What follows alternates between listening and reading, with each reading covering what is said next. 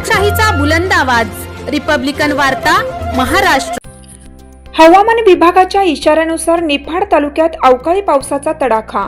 निफाड तालुक्यात शुक्रवारी बरसला अवकाळी पाऊस। हवामान विभागाने दिलेल्या इशाऱ्यानुसार नाशिक जिल्ह्यातील निफाड शहर व निफाड तालुक्यात दिनांक 27 डिसेंबर 2024 रोजी शुक्रवारी अवकाळी पाऊस बरसला असून सुमारे 15 ते 20 मिनिटे चाललेल्या या पावसाने द्राक्ष उत्पादक शेतकऱ्यांची चांगली तारांबळ केली। या झालेल्या पावसामुळे द्राक्ष मणी आता गळण्याची स्थिती निर्माण झाली असून निफाडच्या खेरवाडी, ओझर, कसबे, सुकेने या भागामध्ये 15 मिनिटे पावसाने हजेरी लावली।